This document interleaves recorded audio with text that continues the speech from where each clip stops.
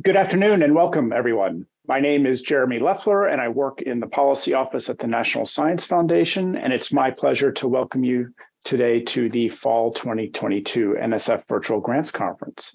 We're excited that you can join us this week. We've been conducting these conferences since 1993. They began as small single-day events with a handful of program staff, and now we've moved on to conducting multi-day virtual events with many NSF staff members. We truly hope you enjoy this session and other sessions at the conference that you attend. I'm now pleased to present this session, which will cover the merit review process at NSF. And this session will be presented by Kelsey Cook, Bonnie Green, Karen Santoro, and Cynthia Suchman. Welcome, everyone. In this session, we're going to give you a general overview of NSF's merit review process. First, I wanted to introduce the panel of folks that will be talking to you today about this. Kelsey Cook is a program director in the Division of Chemistry, the Directorate for Mathematical and Physical Sciences. Bonnie Green is a program director in the Division of Undergraduate Education for the Directorate for STEM Education. Karen Santoro is Assistant General Counsel in the Office of the General Counsel, Office of the Director. And I'm Cynthia Suchman. I am a program director in the Division of Ocean Sciences, which is part of the Directorate for Geosciences. So the topics that we were going to cover today have to do with the timeline and process for proposals and awards. The major topics are proposal preparation and submission, proposal review and processing, and award processing. And I just wanted to emphasize that, ask us questions today at the end of this presentation. And also, anytime you're preparing a proposal, we want to continue to emphasize, get in touch with your program officer, ask questions as you're thinking about proposals. We are here to help you. It's a big part of our job. So to start, this is a general overview of the proposal and award process timeline, and it's a pretty complicated figure. The main take-home points are that after we release solicitations, you have 90 days to respond, and that's for proposals that have solicitations. Many of our programs now have no deadlines or target dates, so something to keep in mind. But you have 90 days to respond once your solicitation is released. And I also wanted to mention that we are moving away from using Fastlane for proposal submission. So there are other sessions in this conference where you can learn more about the transition to research.gov. So that's a 90-day process. And then the proposal review and decision-making for recommendations takes about 6 months. And that's sort of the question of, what is the magic that NSF does? And we're going to be spending a lot of time on that. And then up to 30 days for those proposals that are recommended for awards that the Division of Grants and Agreements does their work to make that award to your institution. So to start, just a few basic reminders when you're preparing proposals. And these are just reminders to help you be as successful as possible in preparing NSF proposals. The cardinal issue is to remember to read the funding opportunity carefully. And again, get in touch with your program officers if you have questions or you need clarification on anything. This is sort of your roadmap of what the program is trying to do, what those review criteria are going to be. And something very important to keep in mind is to understand the merit review process. How is your proposal going to be reviewed? And to avoid making mistakes that are either going to make reviewers distracted or are going to make your proposal have to be returned without review if it's incomplete.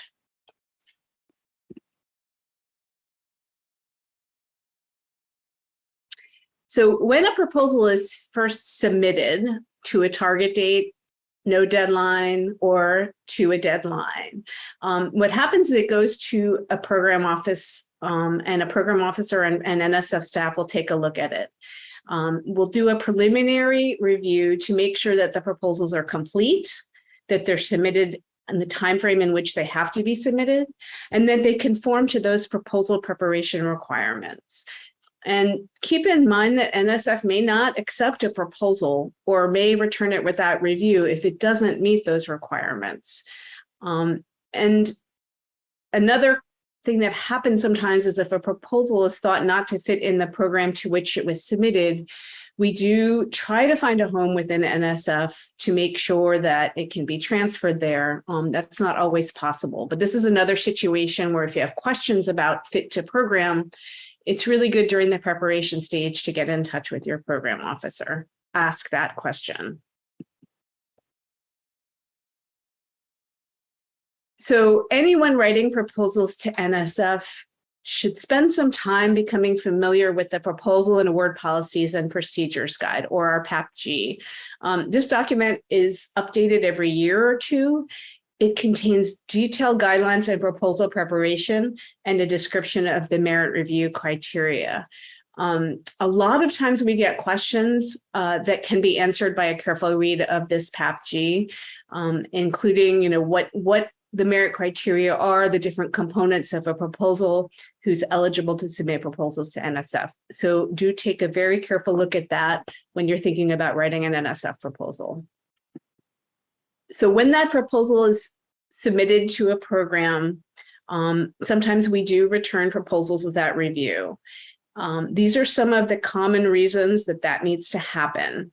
And these are all things that are detailed within this Proposal and Award Policies and Procedures Guide. So one thing I want to mention is this project summary requirement, which is a one-page summary at the start of a proposal. It has to include an overview and separate statements of both intellectual merit and broader impacts. In addition, within that longer project description, which is usually 15 pages, depending on the solicitation, it has to contain, as a separate section within the narrative, a section labeled broader impacts. It also has to contain results from prior NSF support if that end date of your prior support isn't within the last 5 years. It also has to contain a data management plan, and that has to be included as a supplementary document. And if there's funds in the budget for a postdoctoral researcher, it has to contain a postdoctoral researcher mentoring plan. That should include a description of the mentoring activities that are going to be provided for that individual.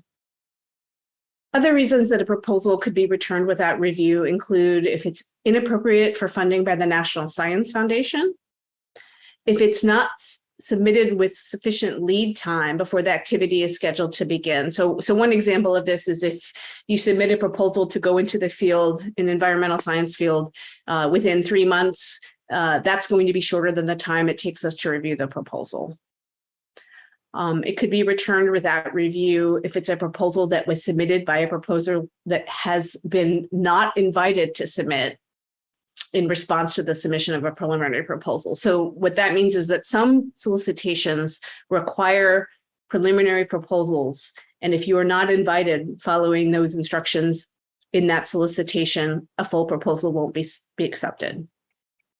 Another important thing to keep in mind is that if you have a substantially similar or duplicate proposal that's already been submitted to NSF, then you cannot submit a similar or same proposal to another part of the agency.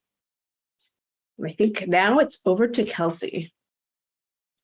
Thank you, Cynthia. So now we have the proposal in the hands of the reviewers. What happens next? In the next few slides, I'd like to share with you some of the instructions that we give to reviewers who are evaluating your proposal and advising us on how to prioritize them. But these are points that PIs are well advised to keep in mind as you write your proposals. So the core values come from the merit review criteria, the guiding principle for merit review of NSF proposals. By highest quality, we're talking about the clarity and the conciseness of the proposal. It's not a good idea to make reviewers have to guess or hunt for either what you want to do, how you propose to do it, or why it matters. Advancing knowledge is a key aim of nearly all NSF proposals, but it's not the only aim. Other aims include things like preparing the workforce, broadening participation, advancing science literacy. In aggregate, and those are key words, not every proposal is going to address all of those aims, But in aggregate, NSF research should advance these societal goals as well as advancing knowledge. Where possible, these objectives should be quantifiable, and the proposal should propose a plan for assessing both the technical and other societal impacts of the proposed research. To get a little bit more specific, we can address the merit review criteria, which the National Science Board has assigned to review of every proposal handled by NSF. We ask the reviewers, in essence, to assess the risk and benefit of the research that you propose to do. Reviewers like to see preliminary results as a way to reduce risk, but preliminary studies aren't always feasible for some kinds of research. Good planning, modeling, quantitative projections can go a long way to reducing risk in cases where preliminary results are unfeasible. This all distills down to the two key merit review criteria specified by the National Science Board: the intellectual merit. I like to distill that to the originality and feasibility of the research, and the broader impacts of that research. I like to distill that to, will this work make a difference? The poles of this impact can go anywhere from transformative, meaning it changes the way research is done, to incremental, not a word you'd like to see applied to your research proposal. There's very often been requests from the community to clarify what we mean by these two merit review criteria. So the National Science Board has added to the definition these 5 review elements. But if you read them carefully, you'll see that to a certain extent, they are more a restatement than they are an expansion on the definition. And the reason for that is that we don't want to restrain your creativity by being too prescriptive in what we look for in reviewing proposals. I should mention that the last 2 of these 5 review elements, how well qualified is the individual or institution, and are their resources adequate to do the research, those are important, but they're rarely deciding. If you have a need for specialized expertise or specialized equipment, you should get a collaborator, and you should document that with a collaboration letter. It is rare for PI to have an idea which they are not in a position to execute. Similarly, the institutional capabilities, I've had a few reviewers on occasion say, oh, this research can't be done at a primarily undergraduate institution. I correct reviewers in that case. I tell them a great deal can be done at primarily undergraduate institutions because they don't have access to full-time graduate students. The pace and scope of research may be a little less than they will be at a PhD granting institution, but the quality of the research can be just as good. All of this boils down to a review form, which if you serve as a reviewer, you will see has the 2 review elements here at the top, the 2 review criteria here at the top, and the review elements listed to remind the reviewers as they're writing their comments what it is that we want them to address. I can tell you that some reviewers actually copy these review elements down into the box and then add to them. That's not necessary. It's one way to compose a review. But mainly we want the reviewer's independent opinion of these particular points. What kinds of people serve as reviewers for us and in what capacities? There's 2 major capacities. There's what we call ad hoc reviews, where we used to use the US mail. Now we use electronic mail to send the proposals to individuals for their individual comments with the guidance that I've already mentioned to you. More often, especially for larger groups of proposals, we'll use face-to-face or nowadays virtual or some hybrid combination of face-to-face and virtual panels. And that adds additional insight, brings to bear broader scientific knowledge, and in general, it gives us additional information, additional advice that we can use in prioritizing these proposals. It's not uncommon for individual proposals to get a mix of ad hoc and panel reviews. It's also a little less common, but occasionally proposals may go to multiple panels if they truly are cross-cutting against different kinds of disciplines. Types of reviews, as I mentioned, we do combinations of ad hoc and supplemental. Occasionally, certain kinds of proposals we're allowed to review internally. Most of these are things with rapid turnaround. Rapid, for instance, is something that is in response to some opportunity to do research which doesn't last very long. Looking at the impact of a storm, for example, there isn't time to take 6 months to review such a proposal. Eager proposals are those that are so high risk but so high potential gain that if we were sent to send them to the review community may tell us, oh, this would transform science, but it's simply not possible. Sometimes you can persuade program officers that this idea is worth a try, high risk, high potential gain. RAISE has some of those same characteristics, except RAISE is interdisciplinary and involves multiple directorates usually, or at least multiple divisions. Career-life balance opportunities pertain, and there are proposal conferences. I should also point out that there are many other supplemental opportunities. You'll hear about them in some of the subsequent presentations. I know for sure that I'm going to address them in the Math and Physical Sciences presentation on Wednesday. What about the reviewers? Most of this is what you would expect. How do we find our reviewers? What kinds of reviewers? We certainly want content expertise. We'd like to have broad generalists with education, for instance, expertise, especially for things like career panels. We draw these from our own knowledge of the research areas.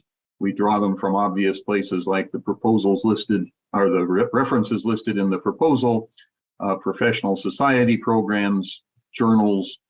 One thing that may not be so obvious, but I did want to emphasize, is the opportunity you have when you submit a proposal to suggest reviewers. It is a little surprising to me how few people take advantage of this opportunity, especially if your research lies at an interdisciplinary border. It's a very good idea to suggest a few, I repeat, a few suggested reviewers. I once got a list of 100 suggested reviewers because our guidance is that we'll very rarely use more than 1 or 2 from your list. You give us a list of 100, you're excluding a lot of potential reviewers from consideration. But a short list, say 3 to 5 reviewers, is a very good idea. Please avoid using people with whom you are conflicted. Karen Santoro will shortly give you guidance about what constitutes a conflict of interest. But it's a good idea to give us some ideas of who you think would be qualified to review this research. Ideally, people who don't know you, aren't conflicted with you, but whose opinion you respect. It's a really good idea to become a reviewer if you have an opportunity and have the time. You can have a great impact on the direction of your discipline. You can have a good impact on your own career. How do you do it? If you happen to run into a program officer at a meeting like this one, introduce yourself, but otherwise send us a vita. Tell us that you're interested in becoming a reviewer. It might be an ad hoc reviewer first, and subsequently it could be a panelist. The panelist may be a live panel, in which case you might come to Alexandria at our expense, or it might be a virtual or hybrid panel if you're unable to travel. We still want you to be able to participate in the process. The reviewer is charged with assessing the 2 merit review criteria for every proposal. That's a National Science Board requirement. And any additional criteria relevant to a specific solicitation. We want to know that you have a good plan to do the research. Again, something that's surprising in my experience at NSF is how many people leave the plan out. They put in too many ideas and not enough plan, and so the reviewers are able to assess perhaps the potential impact, but not the likelihood of success. We ask them to consider the priorities of the scientific field. Is this something that's new and hot? Is this something that's old and mature? Is this something that will make a difference? And once again, here's the phrase, the potential risks and benefits. So as an author of a proposal, you need to have the grantsmanship skills to make clear what the balance of potential risks and benefits are. Each of these reviewers will write independent comments. If there is a panel, they'll usually do that before the panel. So the next thing that happens is we can, in many cases, but not every case, is that we convene a review panel. What happens at the review panel is that we discuss usually the reviews that are already in hand. Some of them may be ad hoc, some of them may come from the panelists. And we discuss the topic. We try to assess these benefit risk ratios. We try to assess the feasibility and the potential importance. There is a scribe usually assigned to each proposal who is furiously taking notes during the discussion and who will write a summary which will be read to the panel after the discussion is over, and which the panel will concur captures the nature of the discussion. Panels don't always reach consensus. They often do. They will very often rank order the proposals to give even more advice to the program that's trying to decide which ones to recommend for funding. And finally, to reiterate the value to you of being on an NSF panel, first and foremost, of course, you get knowledge of the merit review process. What's missing from this slide is that you really have the chance to impact the direction of your discipline. With that, I'd like to turn the discussion over to Karen Santoro, who's going to tell you a little bit about conflicts of interest. NSF's review process is known as the gold standard because in addition to rigorous scientific review, we do take conflicts of interest very seriously. Why? First, to remove any bias due to a panelist's affiliations with institutions and individuals that could affect the review. And second, to ensure fairness and to be responsible stewards of taxpayer dollars. Next. When you serve on an NSF panel, you become a government employee.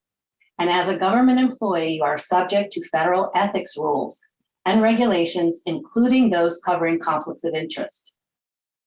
Examples of institutional affiliations that are covered by the conflict of interest laws include your employer. If you're a professor at a university, you will not review a proposal from that university because the law treats the university's financial interests as if they were your very own. Other examples of covered institutional affiliations include anywhere else you hold a position. You're an ad hoc faculty at a different university, or a consultant for a company. If you're looking for a new job, you won't review a proposal from that potential employer. If you're on the board of directors of an organization or serve as an officer of a scientific society, you will not review proposals from that organization or the society. Next. Examples of individual affiliations that are covered by the conflict of interest laws include your spouse, business partner, PhD advisor, and your PhD students. Your co-PIs and co-authors in the last 4 years and your co-editors in the last 2 years are also covered. We're seeing more situations where there can be 50 or 100 co-authors or 20 or 30 editors. If you're in one of these situations and you don't even know all the co-authors or co-editors, please be sure to let the NSF program director know this, because NSF may be able to waive these types of conflicts. In closing, it's very important to let NSF know about any affiliation you have with an individual or an institution in a proposal, even if it didn't appear on these slides.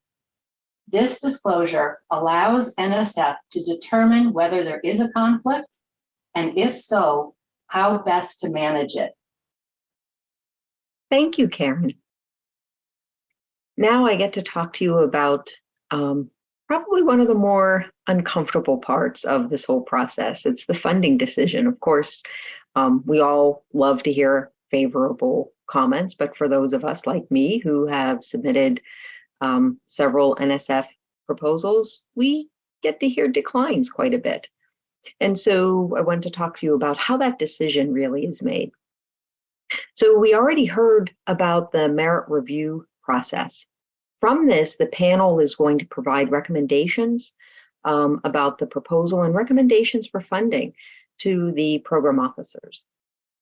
In this, there will be feedback regarding the strengths and weaknesses that will both go to the proposer as well as to the program officer. The program officers then at that point come together to make a funding recommendation. Those funding recommendations are guided by the goals of the program for which the proposal was submitted. They also look at balance among the portfolio, right? And other considerations like high risk, potential high reward. At that point, the program officer makes a recommendation of either to recommend a fund or to decline. That is then passed on to the NSF division director, who either agrees with the program officer or rejects the program officer's funding recommendation. So once that decision is determined, you'll get feedback from that decision, and it typically takes about 6 months, but it could take a little longer. It could be a little less. You'll get to receive the individual reviewers' ratings, like excellent, very good, or fair, and their comments that they wrote independent of each other. If the proposal went to panel, you'll also see the panel summary as well of the discussion that took place regarding the proposal. And in that analysis, there will be specific comments related to the intellectual merit and broader impacts of your proposal, including the strengths and the areas for growth. If the proposal is declined, there will be a reasons stated. And what's really important is when you get this feedback back, like if you get the award, everything's kind of all exciting and you know how to progress. But when you get that decline, one of the things that we recommend is to take some time to kind of take a look and process this information and then reach out to the program officer to talk to them more specifically about what was in that review.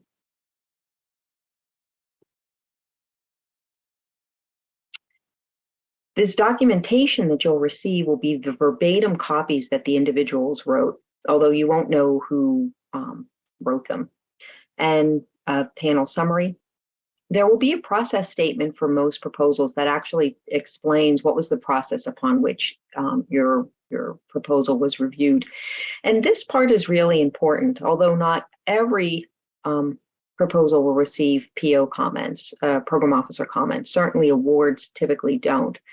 But there is documentation that you can go into and get directly from the program officer of his or her recommendations. And there's some normally very useful information in those PO comments. So definitely look for them.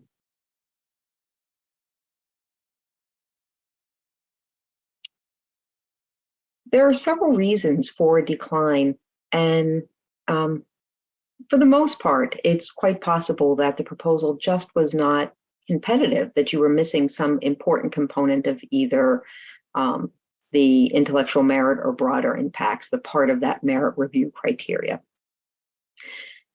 Sometimes there are flaws that aren't identified by the panel or by the reviewers, but the program officer still identifies them as potentially problematic, and that could be enough to result in a decline.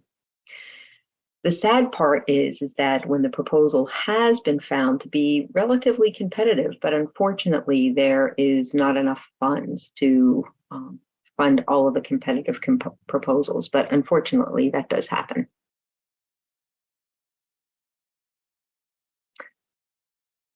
So let's now assume that you received a decline and you're deciding whether or not to revise and resubmit.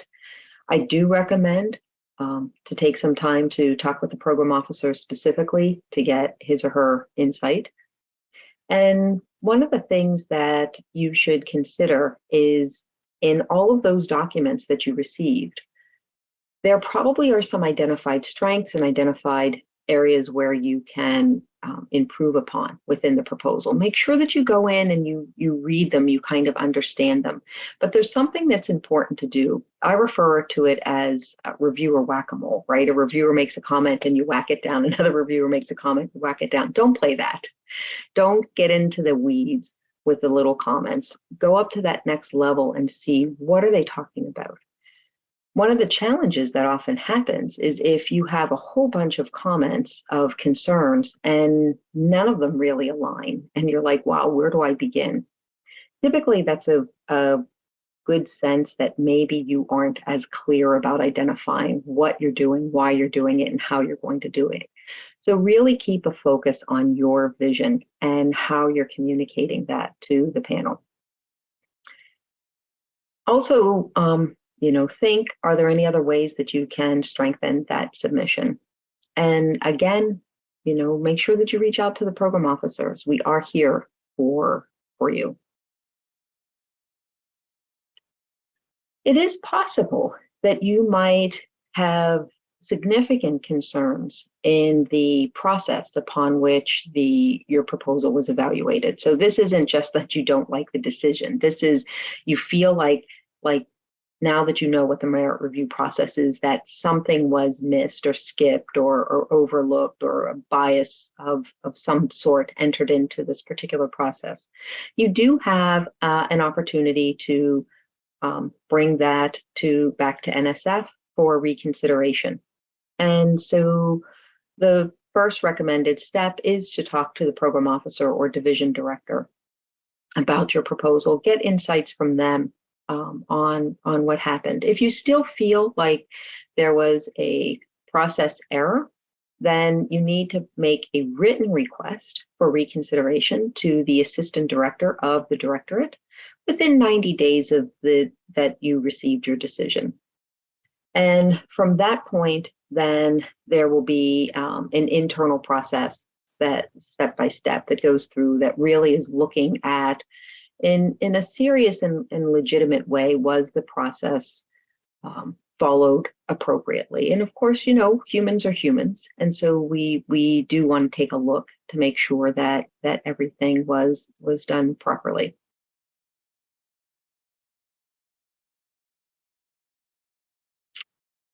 So we've talked about what to do if you have a decline, but obviously what we want is a competitive proposal. So what does that look like? The first thing that's not even on this list is, I tell people, follow your passion, don't follow the money, right? If you're chasing the money, you're going to try to game the system. And this is not a system to game. Really, this is a system to support really great scientific advances and educational advances. And so follow your passion, follow your expertise, and work in that direction, right?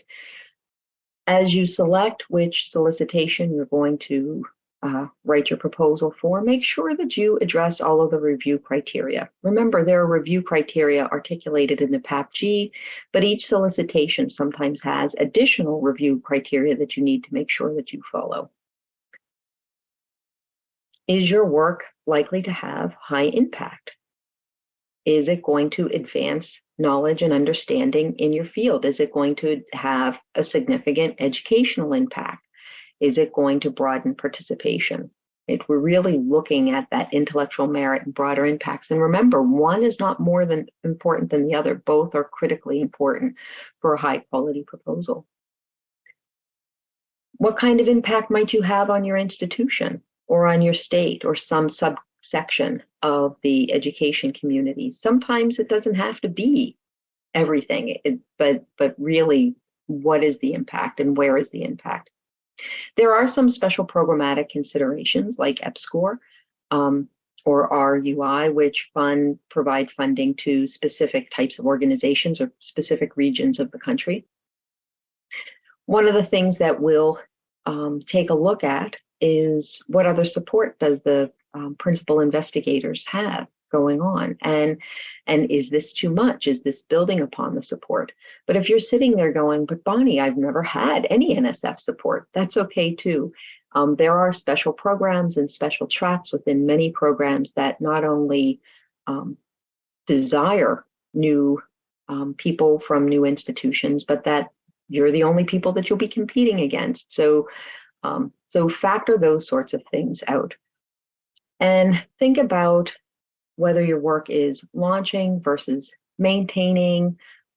A lot of times I talk to people about the difference between proof of concept versus scaling, and make sure that you're aligning your work with the right solicitation. And if there are multiple levels or tracks within a solicitation, that you're in that right space. Ultimately, we're looking for portfolio balance, and so that is also something that can come to play and in making a decision as to whether or not a proposal is competitive. So through this recommendation process, the ultimate decider of who is issued an award is the Division of Grants and Agreement, or DGA. They're going to review all of the information, including the recommendations from the program officer. They're going to look at various business, financial, and policy implications. Particularly, is the institution in the position to manage the grant? Are there any overdue annual or final reports? So if you or somebody on your team or related tangentially to your team has an overdue annual or final report, it will stop an award. So make sure that you keep up and that everybody associated with your proposal keeps up with their responsibilities to NSF. DGA will also look at any other outstanding issues that are within an institution or with a PI as well that could keep a proposal from being funded. I do encourage you to go to nsf.gov for additional information. And I want to remind you, you've heard people say, ask early, ask often. Program officers are here to support the community, the STEM enterprise, at advancing the work that we're all passionate about. So please feel free to reach out to us. And the last thing I want to say is that being a rotating program officer like me is one of the most amazing experiences I've ever had. Please consider it and take a look at what that might look like in your field. Okay, I'd like to welcome the panelists back. We have been answering a number of your questions in the Q&A, and we have a number of questions that we'd like to answer here live. And I would say that some of the questions that we've answered, I may want to pose again to the larger group to give others a chance to chime in. So you may have answered the question already, but it might be worthwhile having a little bit more of an extended discussion on some of these. So thank you for answering them. And I've tried to group some of these by topic. So I wanted to start with one covering conflicts of interest. And the question was, really, you have authored papers with hundreds of other authors who you may not even know. How should you be listing all of them in your collaborators and other affiliations document? How should you handle this kind of issue? Thanks, Jeremy. Great question. Programs often expect, or they know that it's going to be a program with multiple co-authors. So they'll write special instructions in the solicitation. For example, the solicitation may say, please list just the first 5 co-authors. If the solicitation does not contain any special instructions, then please check with the cognizant program officer for how to do the list. Okay. So we got a number of questions, and let me say to you all out there, we have some time, so continue to submit questions in the Q&A if something comes to mind. So we have quite a bit of time to deal with questions. we had a couple of questions asking about really qualifications for serving on an NSF panel.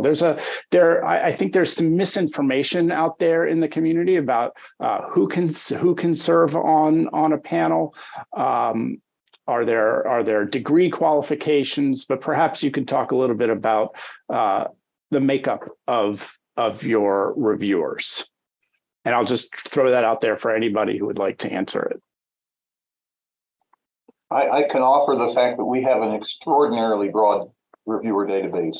We have people from industry, we have people from overseas, we have people from all stages of career. So I think we really don't have specific restrictions on who can review a proposal as long as they have the technical expertise to provide valuable advice.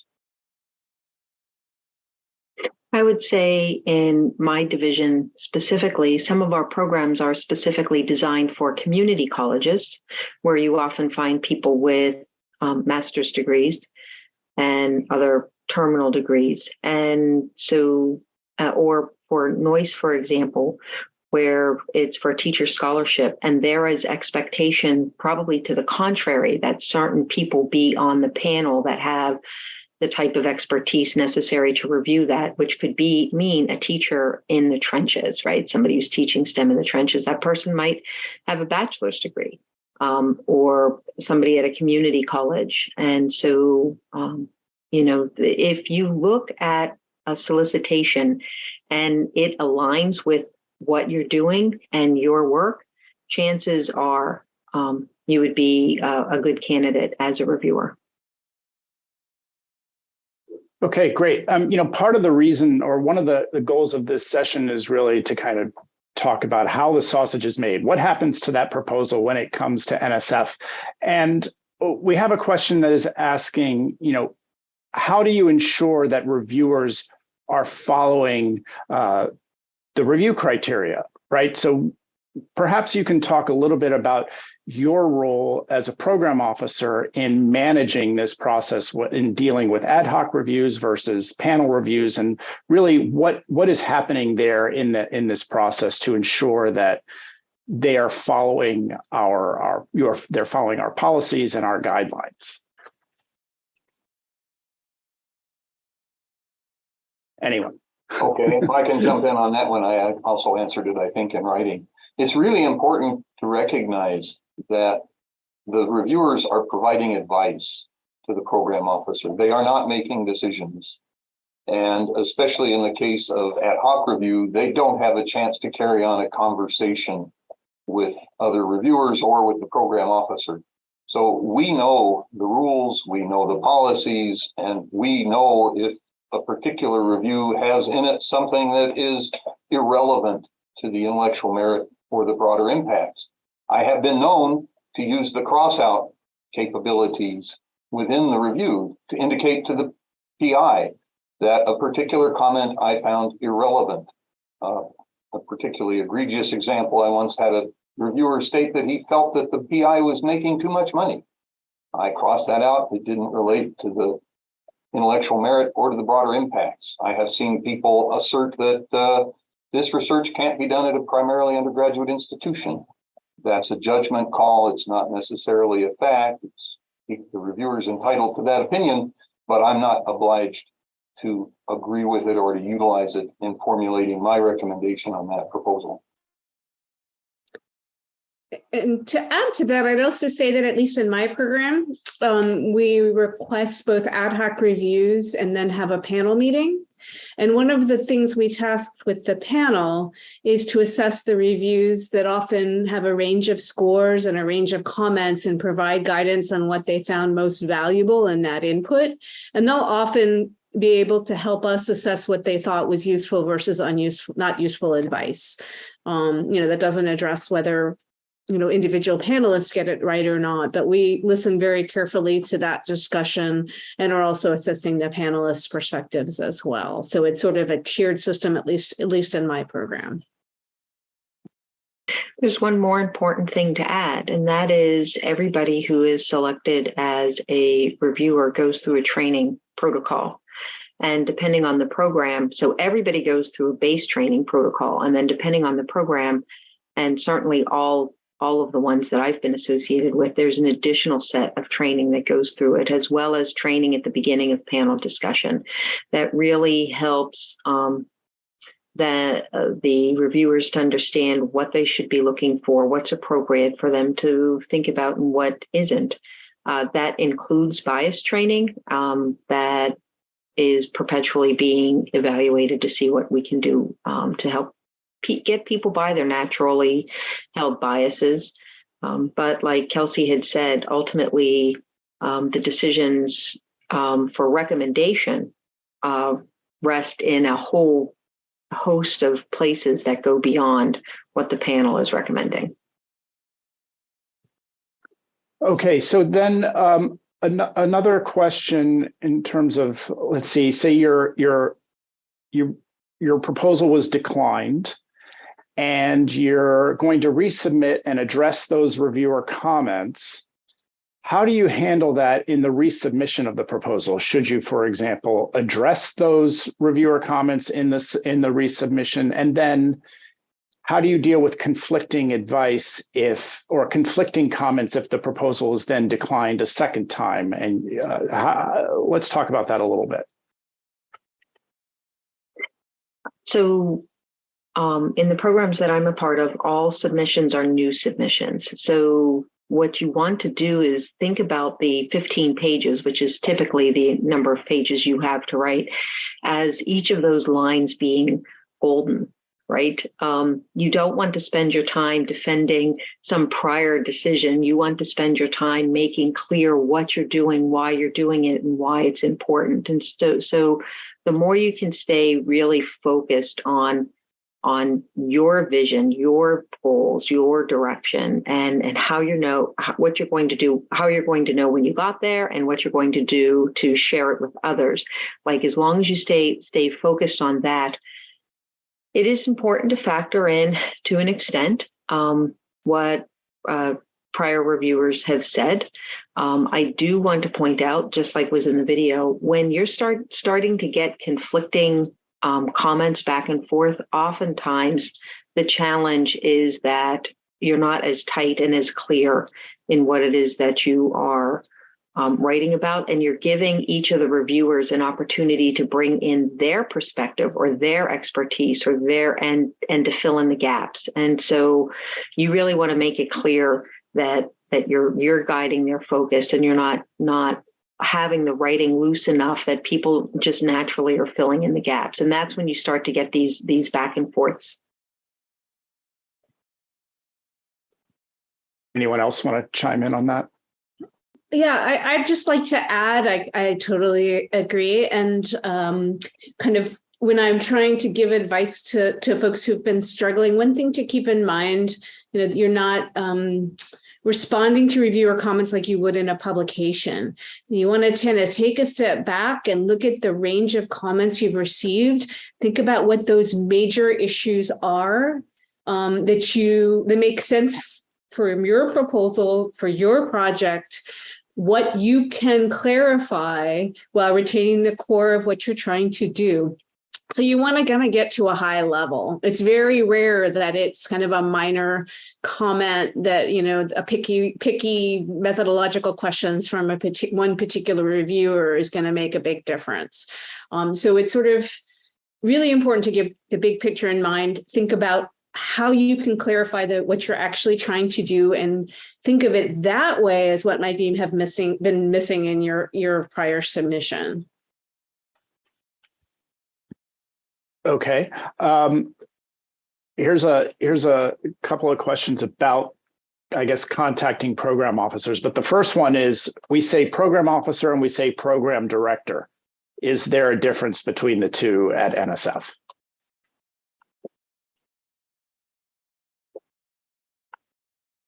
Anyone? Not in my division. No, not ours either. Okay. I think you could safely say that we use those titles interchangeably. Now, some program solicitations will identify a lot of program officers or program directors as responsible for that solicitation. Is there should there be just one point of contact that person should get a hold of? Like, should they talk to should they try and get in touch with the first person listed on that program? Or should they just send an email to everybody, every program officer that's identified in that solicitation? What are your recommendations there? Since we say ask early and ask often. Yeah. Cynthia, go ahead. I bet I'll say the same thing. Oh, I was going to say, like, a lot of things, it depends. So if it's a cross-directorate solicitation with individual email addresses to the individual program officers, you might contact the one in your home directorate, like the Geosciences lead. If you're a geoscientist, that might make the most sense. Some solicitations will just have a common email address that goes to everyone, and then you'll make a contact that way. It is generally a good idea not to shop around your question to the different program officers listed. Either pick one or send it to them all. Don't send us all separate emails. That's not efficient for anyone. So that would be my advice. Kelsey, what do you think? Well, I agree, except I'd go a step further. Don't send it to multiple people. If you send it to me, well, first try to pick if it's a multi-divisional program, try to pick the division that it fits best. Your particular implementation fits best. If in doubt, send it to one of us and we'll forward it to the right person. I guess it probably states the obvious and it sounds apologetic, but we're pretty busy. And if you shower us, I went away for a few days a couple of months ago and I came back I left the country. We're not allowed to take our computers out of the country now. We're not allowed to look at email when we're out of the country. I had over 500 emails after a few days and it's just, it's nuts. So, try to be selective. If you don't get an answer, wait 3 or 4 days. It's fine to follow up with that individual. Same thing if you're asking to serve on a panel. We sometimes need reminders. I do, at least. I won't speak for my colleagues. But don't shower us because it's counterproductive. So I want to follow up with Kelsey. So I'm in the division of STEM education. And some of our programs are very clear. There's a send it to this email, and it will be like ecr@nsf.gov. So the name of the program. Just send it there. There is a human on the other side of it. They will take a look and they will make sure that it is forwarded to the appropriate person with the right expertise. Because one of the challenges we have in our directorate is we're everything, right? We're physics, we're mathematics, we're computer science, right? But then there's also those of us who have certain levels of expertise, like in diversity, equity, and inclusion or methodology. And so if you don't know who that expert person is, just send it to, or if it's just specified, send it to that particular email and it will get forwarded on. For other programs like I use, you can go down the list and you will say, my name shows up under methodology expert, DEIA expert, social science and data science expert. And so if you have a proposal and you're looking at that going, I'm doing this data science, social sciencey kind of thing, then it makes sense to send it to that one direct person. The challenge comes is if you send it to everybody who's on that list, because then what happens is we're all sitting there going, okay, who should reply? And none of us end up replying. So pick a person. And what Cynthia had said, absolutely don't shop around answers. We might be busy, but we talk. And when that happens, it looks like you're trying to game the system. And that's not going to feel right to any of us. Great, thank you. A question on disruptions to your in your career. Is there a way to address that? Is there a place in the proposal to be able to, that one should address that? Say they've taken time off, to raise children and come back to the workforce. Is that something that should be addressed somehow in the proposal? In most of the programs in EDU, we don't expect a single pathway towards one's career. And in fact, we even have, so ECR is our core program for research. And we have a BIXR program that's building capacity that is literally open for everybody. So if you've taken a step back and you're ready to get back in, or, you have whatever that's caused whatever in your career. If you're really concerned, reach out to a program officer. But in my directorate, I don't envision that there would need to be anything that would need to be explained. We understand that life happens. Another dimension of that, we do have career life balance supplements. So if something happens in the middle of an ongoing award, you should get in touch with your program officer, explain the circumstances, and we can, for instance, help you hire a postdoc to supervise your group if you've gone off on some kind of paternal leave. Or, we also deal with emergencies. I once had a PI who reported in an annual report that they were slowed down because one of the students working on the project was in an automobile accident and could no longer reach the laser table. We were able to provide what's called, I can't remember what it's called, but a supplement, emergency supplement, to enable that PI to pay to have the laser table lowered so that that student could continue working on thesis research. So it works both during and before the proposal. There are specific terms in the GRFP program, for example. If you've had an interruption, sometimes you can become eligible to go back into the GRFP pool. Karen, a conflict of interest question for you. Is owning stock in a company related to your research considered a conflict of interest? Or is there a percentage of that you need to be kind of wary of or aware of? So every NSF grantee that employs 50 or more people is required to have a conflict of interest policy. And that policy is described in Chapter 9 of the PAPG. And the policy says you have to disclose significant financial interests. And one of the significant financial interests that you should disclose is any equity, stock, which is worth over $10,000. Okay. I think you touched on this in the presentation on the reconsideration process. The question is asking, is there a rebuttal process to the proposal review? So perhaps we need to maybe talk a little bit more about the reconsideration process and how it's used at NSF. Would anyone like to jump in here and talk about that process?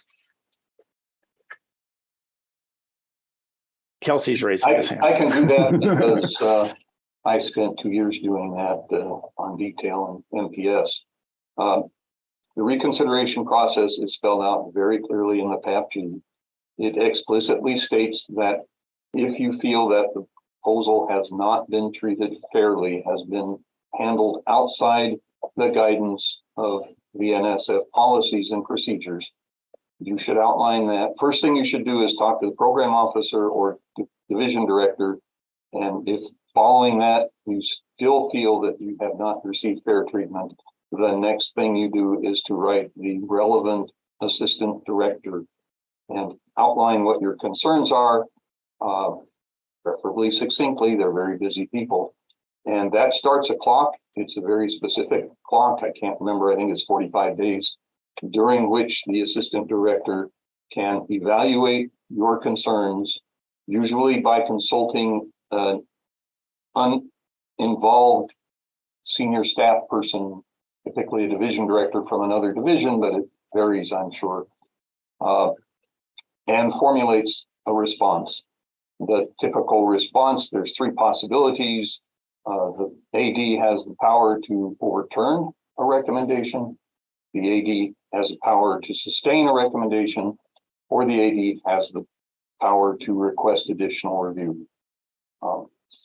Once that decision is reached, if you're still dissatisfied, your institution, but not you as an individual, may solicit response from the office of the director, from the NSF deputy director. I've been here 17 years. I haven't encountered any of those kinds of events, but I'm sure they happen. Okay, thank you. And so going back to the merit review criteria themselves, intellectual merit and broader impacts, we have a question asking, does a proposal have to have them both? What if it has one and not the other? Can that be? How do you address that in a proposal, and how would that fare in the review? They have to have both because those are the National Science Board's determined review criteria. So it is my understanding that each NSF proposal must address both intellectual merit and broader INCATs without exception. There may be additional review criteria spelled out on specific solicitations. How those are defined or how you highlight what those might entail is going to be up to the individual PI. Okay, and then the reviews that are received, somebody is writing, the reviews that are received can have often contradictory comments or advice. Should more weight be placed on the panel summary when preparing a new submission or on these on the individual comments? I really think, and I've said this before, and anybody who's reached out to me, I think that the emphasis should be on what are you doing? Why are you doing it? How are you going to be doing it? And much, much less on trying to just figure out why somebody said what they said. A lot of times there might be some good feedback. For example, you were missing this particular component of the literature or controversy that wasn't addressed in your proposal, and that might be helpful, but the information isn't, oh, you should include that particular piece of literature. It's that you really need to know the literature and you really need to know what are the strengths and weaknesses, right? Any work that you do, there's some limitation to it, and the more you can identify those particular limitations as well as mitigation factors in the proposal can help. But I really encourage people, yes, look over the individual reviews, look over the panel summary, look over the PO comments, right? We write comments as well. Set it aside and then kind of pull out what were some of the key points, but really stay focused on what you're doing and why you're doing it and how you're doing it.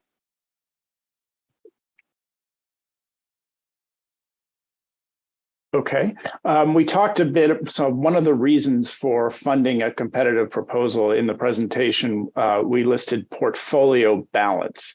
Can you describe what does this mean, and then what are the things that you consider when you're talking about portfolio balance? This is a big question, so I'm going to start, but I'm sure my colleagues will have other things to say, if that's all right.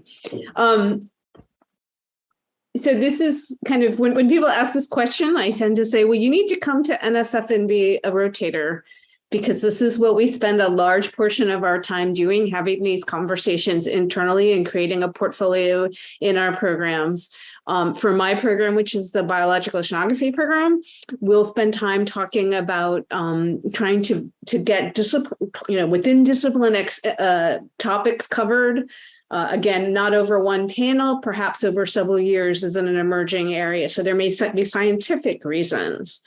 There may be an early career PI who's never had NSF funding before, and that's a plus up in any given discussion we're having. It may be a proposal that is strong in intellectual merit, but has exceptional broader impacts that really make the proposal shine. And we're always looking for that. We may be looking for diversity in institution type. We want to make sure that not all the proposals are coming from R1 institutions. We may have proposals that are ranked well from primarily undergraduate institutions that we want to add to our portfolio. So there's not any one thing there, but what is common within the proposals that we recommend for funding is that they are strong scientifically. They meet the review criteria with NSF, and we would like to see them supported. Unfortunately, we don't always have sufficient budget to support everything we would like, and that's where these other things come into account.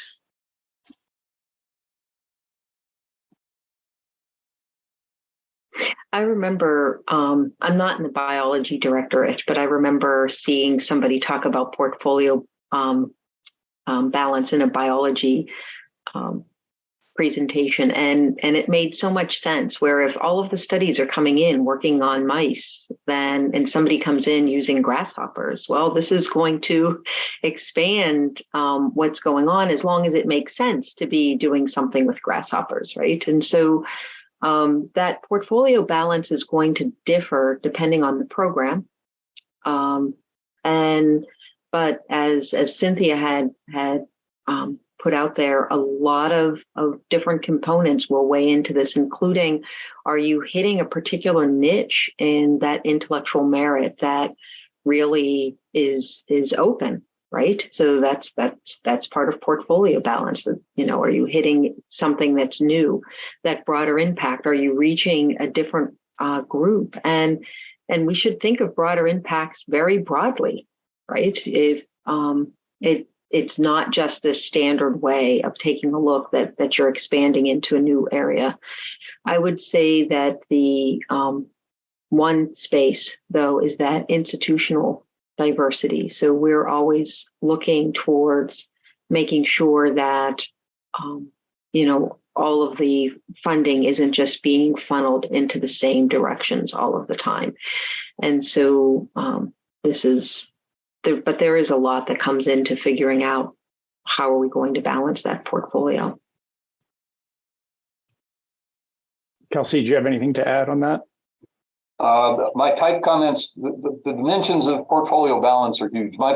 Just my program within the Division of Chemistry has 8 taxonomies. I do chemical measurement imaging. Those taxonomies include magnetic resonance, mass spectrometry, and 6 others. We need to balance among those subdisciplines.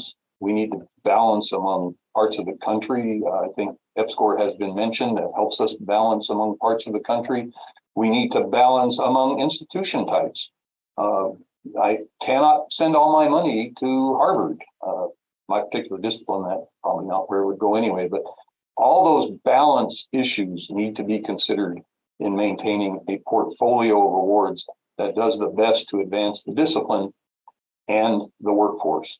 So it's a really tough question. It's a really stimulating challenge when you're sitting on this side. It's quite comforting, really, that at the end of the day, at the end of the year, each fiscal year, my program, at least my division, we spend out to the last penny. And yeah, in 17 years, there have been some proposals I really wished I had been able to fund that I ran out of funds. I just couldn't do it. But by and large, at the end of the year, we have a pretty good feel that we have a balanced portfolio that is advancing our discipline. Great, thank you. Oh, go ahead. I just had one thing to add that came to mind as we've had this discussion, which is I think it was Bonnie, or actually I don't remember if it was Bonnie or Kelsey that mentioned EPSCoR funds. But one thing to keep in mind is that we're also always looking to leverage support within our individual programs. And at least in my program, we do a lot of co-review.